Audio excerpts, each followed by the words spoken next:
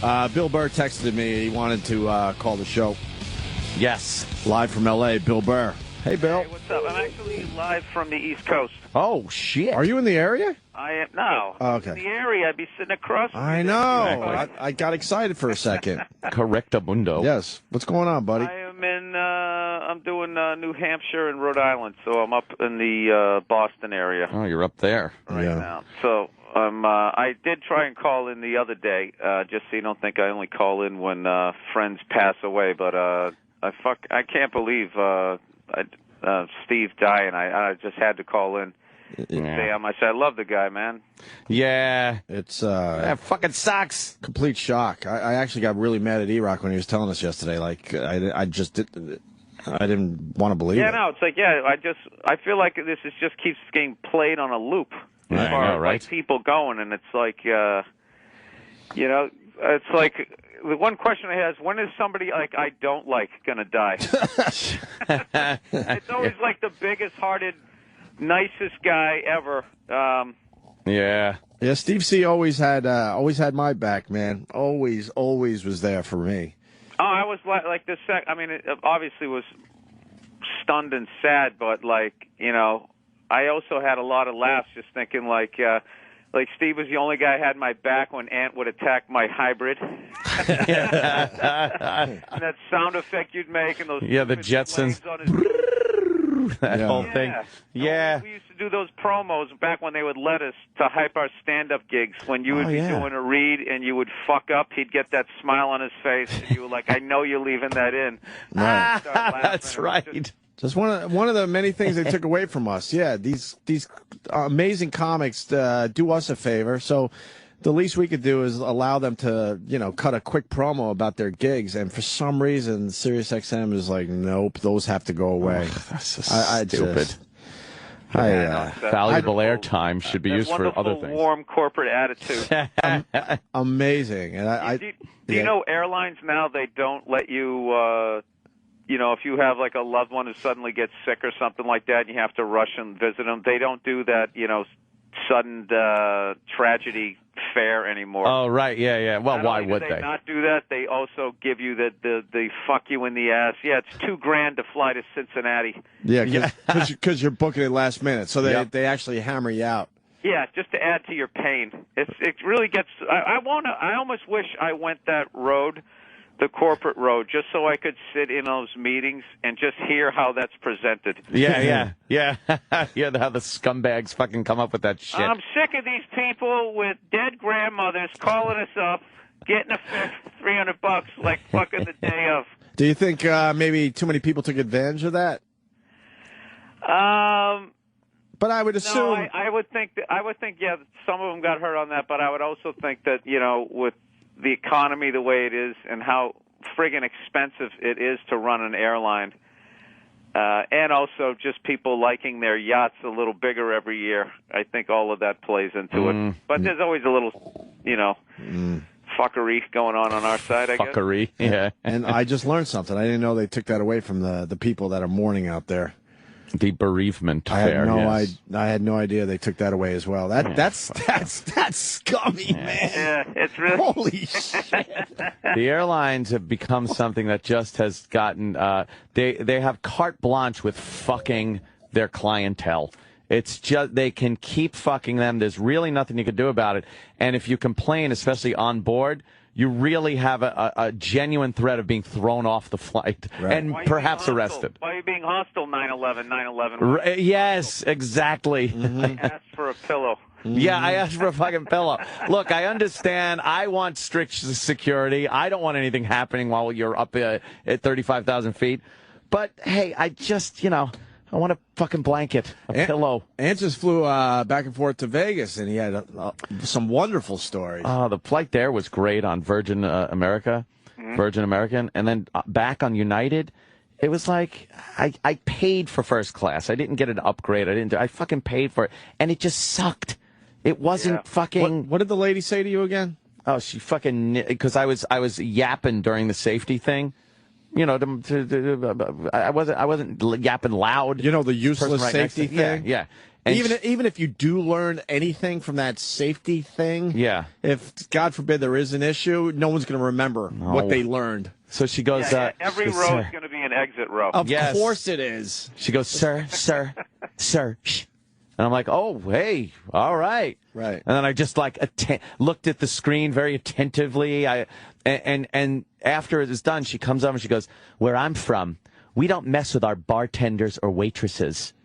Like implying that she's not going to serve me because, I was being a little loud during her stupid safety thing. You're not a bartender or a waitress. Yeah. You're a stewardess. You're a stew. Right. Fucking stew. Just a useless Dude, I had job. One time I got upgraded. I'm sitting in first class. I'm loving life. Maybe I even use miles, I think. I think I even used my miles. And they did the whole thing, like when you're sitting in the back of the plane where they'll be like, these are your food options, letting you know some of these won't be available. They're, like they only have so many. They did that up in first class, too. Like your choice was either this omelet with all this stuff or like, some Wheaties. And I was in the last row of first class, so by the time they got to me, they were like, yeah, we're all out of eggs. I'm like, I'm in first class, I out of eggs. How do you fucking run out? This is what they say, I swear to God. They go, I know, sir, I'm sorry. Like, the stewardess was totally cool, being like, I know this is bullshit, I'm just a messenger, right? So then she comes back 5 minutes later, because I said, look, I don't want anything, forget it. And then she comes back with an omelet. And she goes, listen, the captain, the guy flying the plane, goes, you can have his eggs. And I'm like, I don't want his eggs. I want my eggs. I don't want this guy up there with his stomach growling. Yeah. Fly the fucking plane. He's thinking how hungry he is when he's supposed to be flying the fucking plane. Yeah, he's got low blood sugar. Yeah, he's passing out up there. No, the person next to me laughed her ass off when I was like, I don't want his eggs. That's funny. Yeah, they should have everything for every seat in first class. Yeah, how do you run out? That should not. Oh, brother. It was right around that time though, when the whole crash and everything in 2008, and it got really, really, really scary. Like, I don't know, dude. I met a lot of fucking people. When you upgrade, you meet like that whole other level of person. I met a guy who started his own credit card. What? Wow. And I was like, dude, how much money do you need to do that? And he's like, $50 million. And I was like, all right. And he goes, I didn't have it. He goes, I had the gift of gab, and then I went in business with these two other guys, right? So I go, well, what happened in '08? And he goes, yeah, that got a little tricky. You got $50 million. I don't know. I'm guessing that you can probably loan out, like charge up like $150 million. Right. But he goes, we're sitting there and all we're doing is looking at regular Joes trying to insulate us from deadbeats. We're not even looking at the bank. We're thinking they're always going to have money, and then all of a sudden the bank's like, yeah, we don't have any money. Yeah, then they didn't have money either. Yeah, and they had to cover like $150 million. I don't know how the guy got out of it, but oh my God. Yeah. Jesus. That's amazing. Yeah, he later made his millions buying cell phone towers. Right. Some people just know what to do. That's what I was saying. I was like, I thought Verizon owned their towers. He's like, nah, they rent them. They rent them. He's got a cell phone. I figured I'd buy a bunch of towers. Wow. The tower business, very good. Very lucrative. I got one of those stocks. Yeah. I finally got a stock that's doing really well. Yeah. From the old days. It was a radio company. They threw me and Ann a couple thousand shares. And then the radio company decided they want to go into the cell phone tower business. Yeah. So, our stock moved over there. You sold, though, right? Yeah, I sold when it was like in the mid-30s. I guess. It's over $70 a share right now. Oh, well. Finally got a winner. Look at Anthony. Yeah, gives a fuck. Whatever. Well, we've had some losers over the years, Bill. Oh, boy. Bunch of losers. I just look at the bottom line, how much I had. Like, I didn't lose that much this month. Oh, I know. Yeah. I know. Your goal is to not lose that much at this point. Can I ask you a question? Is there any way to get your money out? Once you put your money in, it's that Bronx tale. Now you can't leave. Yeah. It's like you can leave, but with all the penalties and the fees, you're going to come with like 30% of your money. It's like Yeah, it really is fucked that they soak you when you try to get your money out. Well, our guy, going with Bill's point there, our guy actually said to me once, look, I'm losing less money than the rest of the guys out there. And that's the selling point. And that was the selling point, like, okay. Oh, you're losing less money. Well, okay. Well, that wasn't the reason why I gave you money to invest. Yeah, to lose it slower. We were talking about you the other day, Bill, because I went to a store, cashier, just want to pay for my shit. And it's on, you want to be a preferred member, email, cell phone, mailing address. They wouldn't stop. Oh, yeah, no, when you go into I got Verizon. When you go into their store, I just wanted to buy a charger, right? Right. And I come walking in, and they go, have you signed in at the kiosk? The word I hate the most in the world. Kiosk. Have you signed in at the kiosk? And I said, no, I just want to buy a charger. Right. And like, I'm sorry, sir, you have to sign in at the kiosk. And I'm like, I can fucking see the thing on the wall behind you. Yes. Right. So I go, all right, you want me to sign in? Fine. So I signed in Hank Simpson. Good for you. So I'm standing there, and then finally they go, Hank! I go walking up there, and they go, what's your phone number? And I go, I don't give out my phone number. And, well, sir, we need your phone number. I'm like, I have legal tender. I want to buy that right there. And I finally had to have a manager come over, and he allowed me, and he did the whole thing. Well, we'll allow you to do this. Oh, thanks. Yeah. Allow you. Yeah.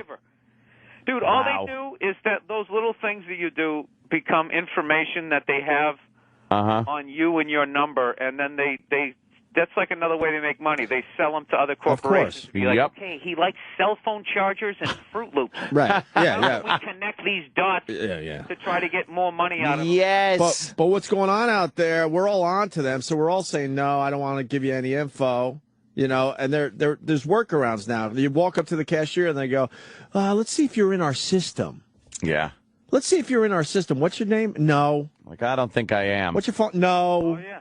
No. Louis C.K.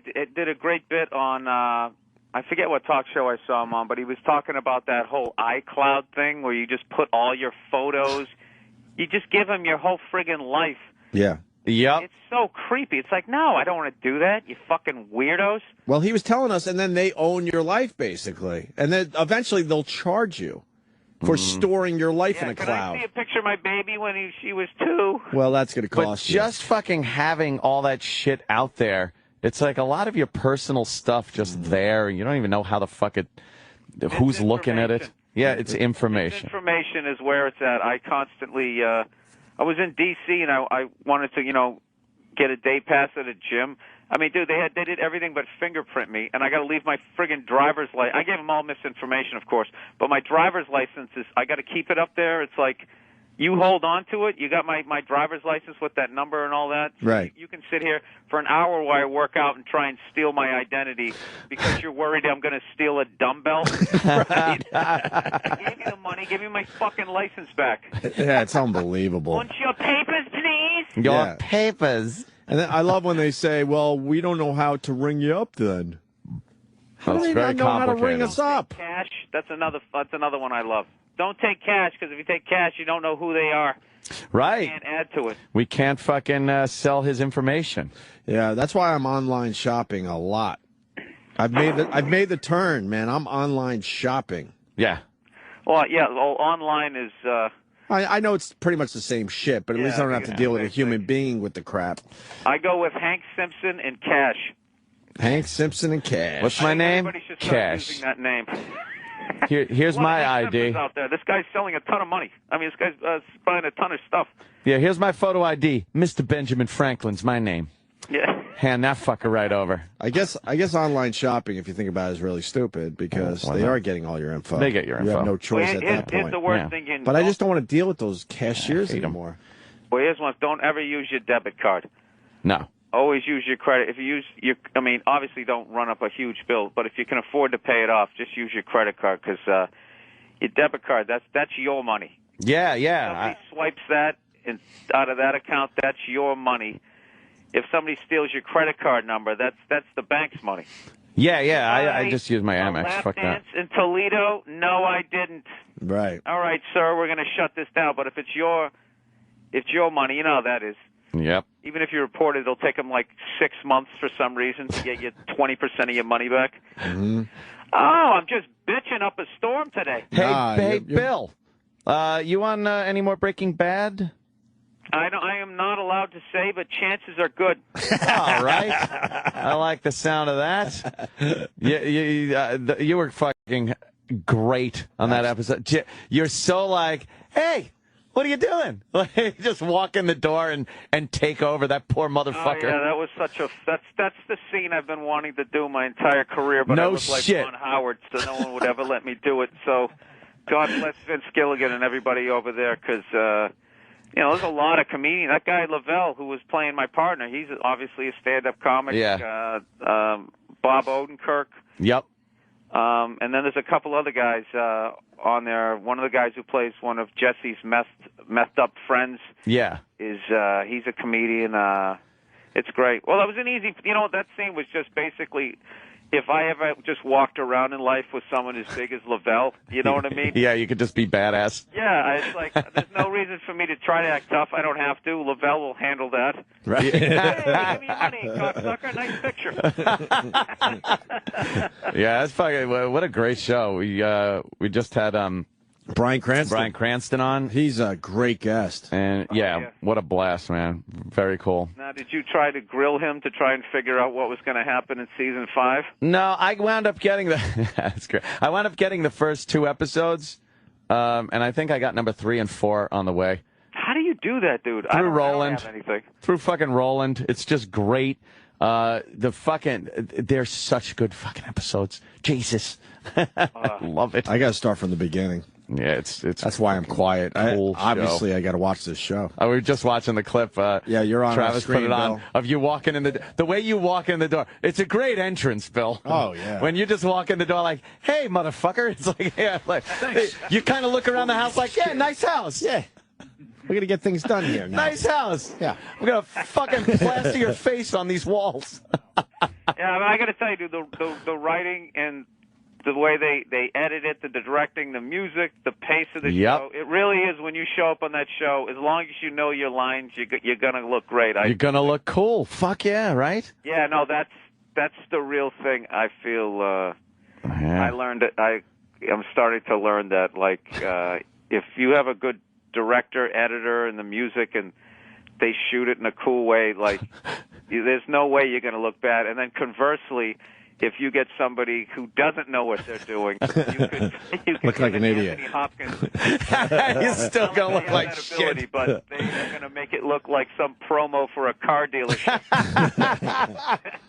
Yeah. Well, we're happy for you, Bill Burr. Yeah, it's great, man. It sounds like you might have some scenes. He might be back. We'll have to wait and see. We'll have to see, though. We will see. Chances of a redheaded shower in the future. Oh, shit. Has it helped your exposure out there? You got the Breaking Bad people coming to see you, and it's really, you know what it did? It helped my my acting career tremendously. Like, now I get to read for scumbags and dirtbags. I love it. So, that is good. Yeah, you found your niche. Yeah, I did a movie in April called Stand Up Guys that has nothing to do with stand-up comedy. It's more like he's a stand-up guy. He won't rat you out. Oh, man. Kind of guy. And I got to play a dirtbag in that, and that was fun. Who's in the movie with you? You wouldn't believe me if I told you. Al Pacino, Christopher Walken, and Alan Arkin. Holy no fucking way, Bill. Yeah, so all my scenes were with Pacino and Walken, and you want to talk about panic attacks like a week before. No shit. I just kept picturing Al going, who is this redheaded fuck? Screwing up my movie. Yeah, but dude, they were the nicest. Wait, that movie? Really? Wow. They were the nicest guys, like, ever. That's pretty fucking cool, man. No, it was, it was. Wait, you were in the same room with Al Pacino? I can't even. On it, I was good. Like, you know what I mean? You always have that sadness when it's over. It was so awesome I was just totally satisfied. It was like, this is perfect. Look what everybody's saying now. Say bye to Bill, boys. Yeah, Nice knowing you, Bill. We had a good run with you, Bill. That'll be it. Yeah, no. Yeah, they need to go rewatch Goodfellas and the amount of people who had 2 lines in that movie. And they were actually there when you were doing your lines, because sometimes they put in a guy. No. They put in a guy, and you talk to this guy that's supposed to be Al Pacino, and then they, listen to this. I got a great story though. Christopher is really into stand-up, and he watches like Comedy Central all the time. And he wasn't so good with the names, but one of the guys, he goes, "I really like this guy." He goes, "Big black guy, looks like a football player." He goes, "Really macho act, but funny." And I was telling him, I go, "No, it's Patrice." And I told him how he had just passed, and he was generally concerned and everything, and I was able to get both of them a copy of Mr. P. Oh, wow. Nice. Yeah. So it was really cool. I mean, that's another thing that, I would have obviously loved to have been able to call Patrice and be like, he knows who you are. Oh, man, right? That type of thing. That's Yeah. awful. And we go back to the sadness. Of course. Jesus It's Christ. all around us. I'm sorry. That's what's life. Hey, Bill, I got to What are you say, gonna do? I'm loving your podcast. Me and E-Rock were just joking about it because you talk to yourself, but it works. Like, it's unique. It's different. Oh, Like, you'll start a subject and go, hey, Bill, no one knows what you're talking about. Off mic. And I'm like, he's a lunatic. doing this whole podcast by Fucking himself great, in an empty man. room. It really is great. dude, I got to tell you, that's the most fucking fun I have in this business. The stand-up is obviously fun, but it involves me getting on a goddamn plane. Mm-hmm. And be like, "Sir, pay attention to the safety 9/11 crap," Yeah. But that thing it's the greatest thing ever. Yeah. My goddamn pajamas, and I do it once a week. And E-Rock is holding up his finger. What's up, E-Rock? One of the new things Bill does now is that he'll address his dog as his audience and then yells at her for not evolving enough to communicate with him. Fucking psychopath. One of I my had that. I had the. one of my favorite episodes was, I'm trying to remember, I think it was a fly. You had a bug. Was it a bug? That you had I killed that fucker. Yeah, he goes, "Look, I don't give a fuck. I got to go kill a bug. So if you want to sit there, I'll be back." And you hear him in the background swatting and yelling at the bug. Fucking what great. is he doing? But it's cool. Yeah. Oh, God. Well, then also, like, listeners write in and they ask me advice. I swear to God, I know it's because they think I'm a moron, because they just want to hear me read out loud. And, my advice is always, I don't know, the advice is getting really deep. I'm going to have to start putting out a disclaimer. Some of you, like Asperger's, wrote in asking me how to get laid or something like that. And, yeah, I had no idea. And it sort of tapered off like this story. Oh, Bill. Yeah. Oh, fellas, why does life have to happen like this? It sucks. Just hits you in the balls every once in a while. Yeah. Every once in a while, Jesus Well, Christ. more than every once in a while Yeah, lately, that's too for sure. Fucking much. But then all of a sudden, it goes back to a bunch of years go by and nothing. I hope so. Knock wood. That's how it's been in my life. Yeah. I hope so. Yeah. Yeah, gee, how do we get out of this, guys? I know, right? Well, Holy shit. I'll do this for you, Bill. We thank you. We're gonna miss Steve, and certainly people should go see you this weekend. Oh, yes. We're And as I mentioned to you, when the benefit comes around or the fund or anything, I'm all over that. we gotta do something. I don't know what it's. I mean, we just found out yesterday, but I mean, he left I believe a 2.5-year-old behind. That's just brutal. And I know Steve didn't have that much money, Thing here. so we'll figure something out. We gotta do the Whatever right it thing. is, whatever that flyer is, it's got to have a lot of flames on it. Yeah, no kidding. The tank top. The fucking God flames. damn it. Bill, you didn't call for this, but where are you going to be this weekend? Yeah, Steve would love this. He would. Yeah, he actually, yeah, he. I am going to be at the Hampton Beach Ballroom Casino in Old Orchard Beach. Hampton Beach. I'm a moron. Hampton Beach, New Hampshire. It's one of my favorite gigs.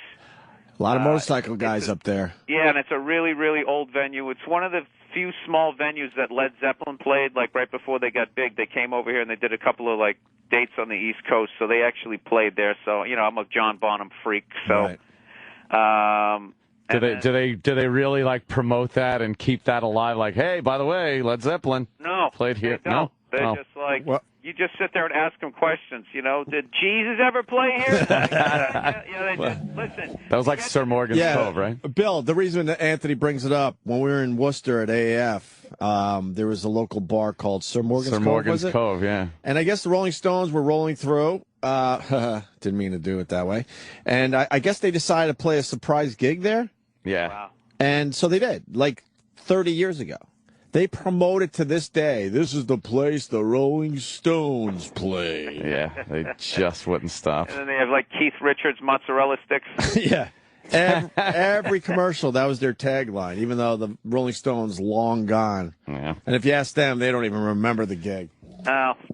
So. I don't know. If I had some restaurant in the middle of Worcester and the Stones came, I would promote that until I died. What else? Exactly. Yeah, they do it with our dumb show even. A comic that we had on maybe for 10 seconds to beat up, all of a sudden says, and he's featured on the Opie and Anthony show. A regular. A regular, right. That's on LA program. That's on Bill Burr's poster at Caroline's, because he's going to be there at the end of this month. I can't wait to see Bill. What? That had to get moved. Are you kidding? You moved it. sorry. Why? I wanted to go to that one. I got another acting gig. I'm sorry. Damn, shit. We're not going to see Bill. Are you one of those guys, if you had to say goodbye to stand-up, you're good with that or no? No, hell no. It keeps me sane. I will always do it. Yeah, because some guys, We already rebooked the date, and I told my agent, I said, listen, people, you know, they make plans. Right. You know, somebody already sent me a tweet, it's going to be my buddy's bachelor party. You know, you feel like an asshole. So I wanted to make sure I didn't just say, it's been canceled without having a new date. So the new date is September 20th through the 23rd. Oh, good. I will be at that, definitely. God damn. I was all psyched. I had like plans made. Bill. I don't think I'm going to do this. I was psyched that you were coming down. I have a new bit on some mass-murdering dictators that I think you'll really enjoy. I love that stuff. I think my wife might be having a kid right around then, so I don't know if I'm going to make that one. Oh, shit. Oh, you haven't? That's awesome, dude. Good for you, man. Yeah. Good for you. Well, stay healthy, you motherfucker. Yeah, right. Well, it scares the shit out of you every fucking day, this stuff. So, all right, Bill, I really appreciate you calling in. And he truly wanted to call in just for Steve. You're a good egg, Noonan. You really are a good person there, Bill. That's awful. You're a good fucking... God, Jesus. He was a great-hearted guy, all that cliched stuff. But it was true. He had a heart of gold, and he never hurt anyone. Never. You know what I love, too? He was like... There was an element of sanity... like you would walk in, and as I would walk in, there'd be some fucking prostitute walking around on like mouse traps, that glassed-in thing, and I would look, and he'd be like, "Hey, Bill, how are you?" Yeah, and he would have that ironic smile of like, "Just another normal day at the office." It's just the fact that he addressed how fucked up whatever was going on in studio. The fact that he did that sort of kept the thing tethered to the ground. Yeah. You better than anyone has really put a reality on the Opie and Anthony show. I think you explained it how, when you walk back out into the sunlight, you just feel dirty. Oh, yeah. Oh, how many times do we take the walk of shame to the parking garage? Just not wanting to look at each other or talk about the show. And when you're in here, it seems completely normal. It really does. And then Bill put it together perfectly, and he goes, you leave the building and the sun's in your eyes and you just feel dirty. Yeah, you feel like you left some whorehouse. Right. A whorehouse. The whole night and you ran out of blow. Right.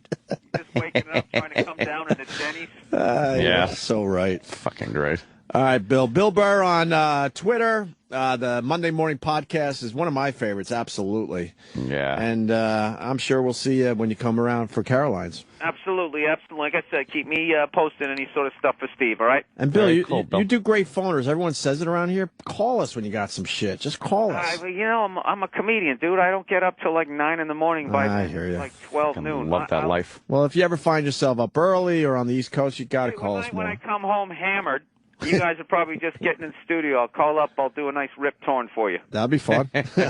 We'd like that. Of course you would. We would like that. All right, Bill. All right, guys. I'll talk to you later. Hello, Bill Burr, everyone. He's just a Greatest good fucking Bill. guy. I'm so happy that like when someone like Bill starts getting that kind of work, like he's getting fucking cool acting gigs, because he's a great guy, Bill. Jesus. Yeah, he's going to be. Jesus, Joe. His time is now, man. I think he's going to really just blow up now. That fucking entrance that he makes in Breaking Bad is so funny because he doesn't even acknowledge the guy that opens the door. He starts looking around the guy's house like, yeah, we're going to fuck you up. I'm watching it right now. It's fucking great. Look at him. Yeah, let me look around. It's fucking beautiful. My wife's Bill. reminded me that Bill Burr called the day my son was born by accident. It's like, hey, what are you up to? I'm like, I'm in the middle.